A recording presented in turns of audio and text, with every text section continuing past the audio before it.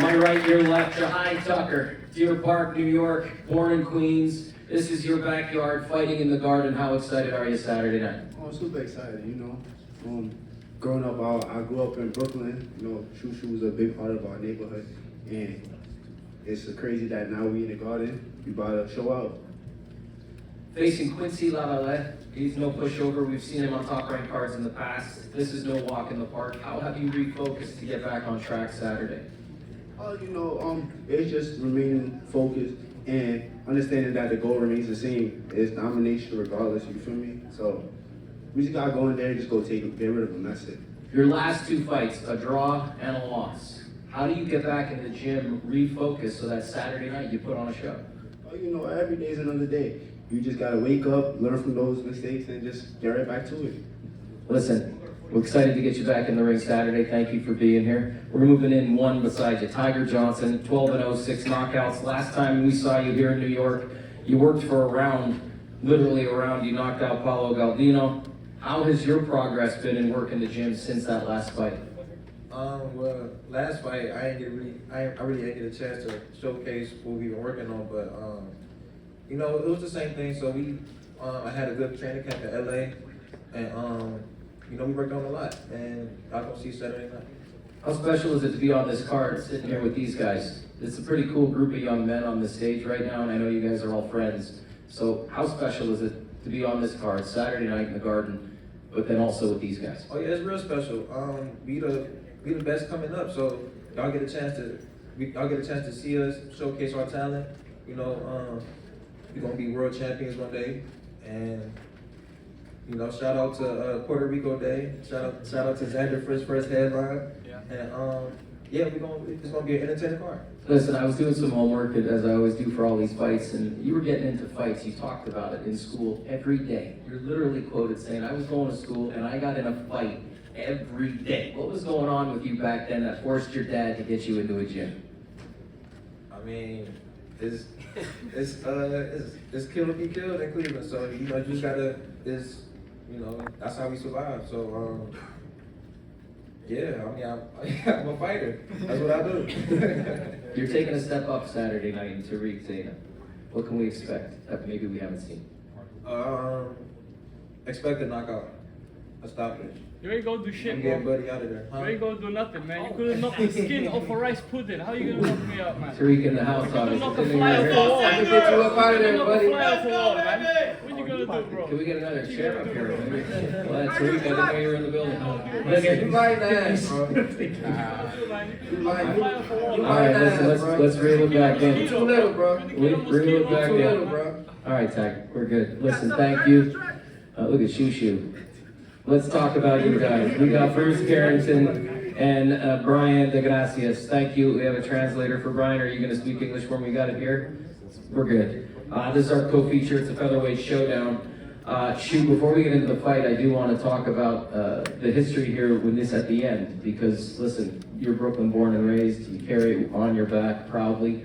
How special was that program and your affiliation there? Oh man, like that program right there was a big part of my life because it's something that I always wanted to be a part of because me being from where I'm from, people like us, we wanted to yearn for something that we could just get an outlet from, but sometimes we couldn't do it just because we couldn't afford it. Like just imagine how many Michael Jordans there could be, how many Kobe Bryants there could be in this world, how many Mike Tyson swimming weathers or whatever, and they couldn't be themselves because they couldn't afford it.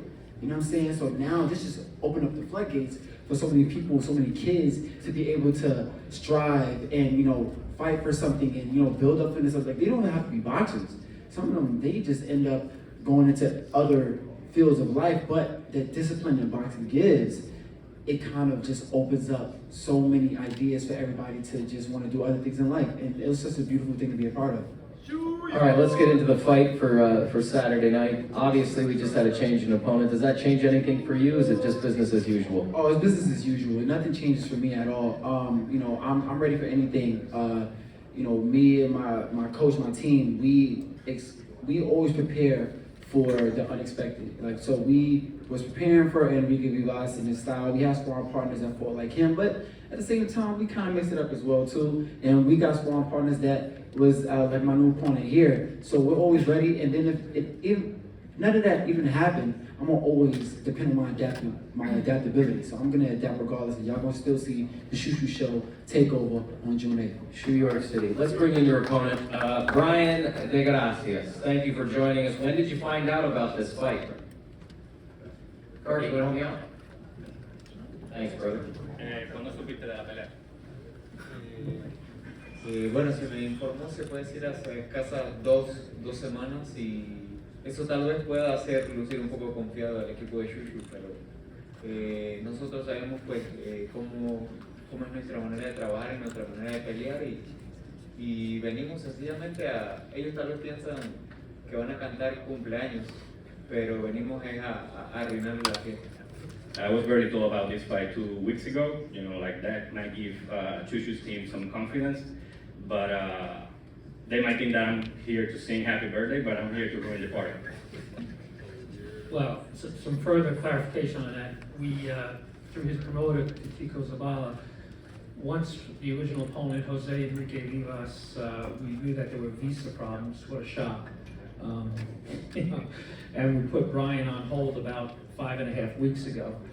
It officially came back, about 10 days ago that he was going to get the fight. So he's always been in the gym. And So he was aware there was a Yeah. pretty good opportunity so possible. there's no last minute announcement, but he's been ready for 5 weeks. Gary, asking to Carl's point, he's always in the gym, he's always in shape. When he did get the call to make it official 2 weeks ago, did anything really change, or was it just now, hey, let's step it up a notch and get ready to go? Te dieron de la pelea hace 10 días, pero como mencionaste, te mantienes siempre en el ring. ¿Algo cambió cuando te hablaron de la pelea? Bueno, sí, yo por lo regular siempre me mantengo entrenando, tenga o no tenga pelea, para este tipo de oportunidades. Cuando se me pueden presentar, pues poder aprovecharlo. Y sencillamente lo único que tuvimos que hacer fue los ajustes necesarios, pues en base al estilo de pelea de Shu Shu y trabajar obviamente con los sparring esos últimos días. I'm always in the gym, regardless if I have a fight or not. When the opportunity came, I just make the adjustments to adapt to Shu Shu's style, and adjust the sparring partners too. Shu Shu, I want to come back to you. The last time we were together, it was a highlight reel performance with a massive fourth round knockout. We clearly saw, rounds 1 through 3. We're finding what you needed to do to put your opponent away, and you did it in a pretty spectacular fashion. When things like this happen where you get a last minute opponent, is there any concern, or do you have to go back to the drawing board a little bit? Because when guys are given these opportunities, there's nothing to lose, right? They're thrown in there like, hey, I got a shot at Shu Shu. You clearly hear your name, it translates. Yeah, it's of course we go back to the drawing board in terms of film study and whatnot, but it's a little bit more of just the consistency of just staying sharp and sharpening your tools, because I feel like with my style I can just adapt to anybody in a short period of time, and I do want to give thanks for Brian for being able to take the fight and make the show still happen, too bad he's gonna be on the bad end of that show. You want to translate that real quick? Wait till He just gave thanks for taking the fight and allowing the fight to still Él te happen. agradece por haber tomado la pelea, aún así cuando fue 10 días. Gracias por la oportunidad y por permitir que el show continúe. Thank you. Carl? No, just to follow up on Shu Shu, what we've heard the whole day, we know his background. To him, boxing is easy. It's where he feels the most comfortable. It's what he does the best. Life is hard for him because of what he had to come through and what he continues to strive to get to and everything like that. But in the ring, he's at home and that's where he wants to be, and we'll keep him as busy as we can. Keep him busy. We like busy. Gardy, one more question for Brian. Your aggressive style, forward, always coming forward, your punching power. Does this short notice help you with that type of style? Tienes un estilo agresivo de siempre venir adelante. Tipo de pelea que te están dando a 10 días te beneficia. Si puede decir, sí, porque nosotros, el estilo de pelea de nosotros es de ir hacia adelante y sencillamente una oportunidad que se presente prontamente, los boxeadores que tenemos el potencial, la pegada, podemos resolver la pelea en cualquier asalto. It's really an advantage, like having this style of being aggressive, always coming forward. With a short notice, he might not be able to adapt to what I'm bringing, and I have the power to finish the fight whenever. Thank you for being here. Best of luck Saturday night. Last question, Bruce. This is a huge weekend, obviously, in New York City for Puerto Rico, and we'll get to Xander in a minute. You called yourself recently Shu Rican. And how much fun has this fight week been for you? Man, this fight week has been great, man. You know, yeah, man, it's Shu York City and Puerto Rico coming together. It's Shu York Rico, you know what I mean? That's what it was. Sorry, I even butchered it. Yeah, that's what I like your version better. Listen, man, I plan on putting on a great performance. I plan on doing something special for my Puerto Rican fans. Y'all been showing me a lot of love, you know, recently, man, and it's nothing to give back. And I just can't wait to do what I do, man. I just can't wait to just, you know, perform for y'all. Have you seen his Instagram? After the last fight, when he went to Puerto Rico for 3 days, he came back 2 weeks later, doing salsa dancing and eating all that. He texted me, he texted me, man, it's nice down there. Hondo? It was crazy. You were almost a cruiser when you came Close to back. Phil. Yeah. Well, listen, thank you guys for being here. Let's turn to our main event, and the reason why we're here is Puerto Rican Day Parade weekend, and we are in the mecca of boxing, and Puerto Rican sensation Xander Zayas puts his NABF and NABO titles on the line. Xander, first of all, does it get any better than this? Headlining Garden? Carl says he hopes so, but for this moment right now.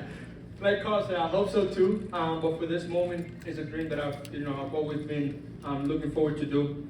Something that we work towards doing. And I want to give thanks to Top Rank, ESPN, MSG for giving me this opportunity.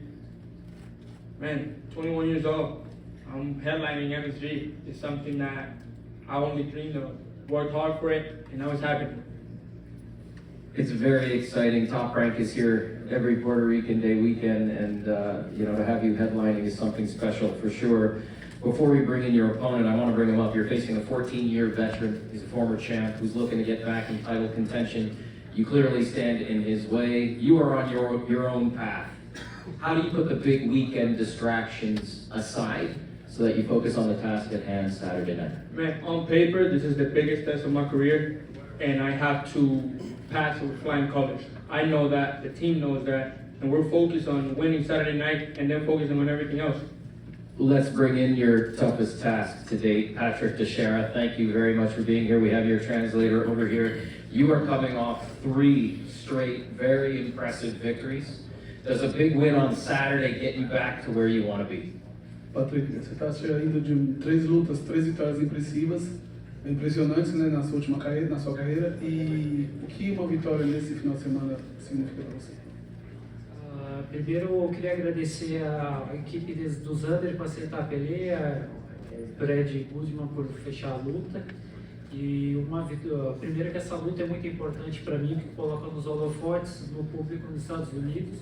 E uma vitória sobre o Xander me coloca para outras grandes lutas, né, ou pelo título mundial, algo assim.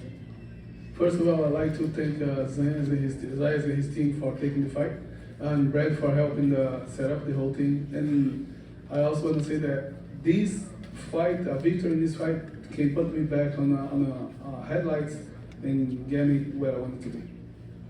You beat an undefeated Carlos Adamas, who at that time was 18-0. Xander is sitting at 18-0 on a Top Rank show, as Carl likes to remind everybody. Right in front of us. Yeah. So does that give you a little bit of extra motivation as you walk in Saturday night to repeat that type of performance? Você venceu o Adames quando era 18-0 e o Zayas hoje ele é 18-0 também. Você quer dizer alguma coisa?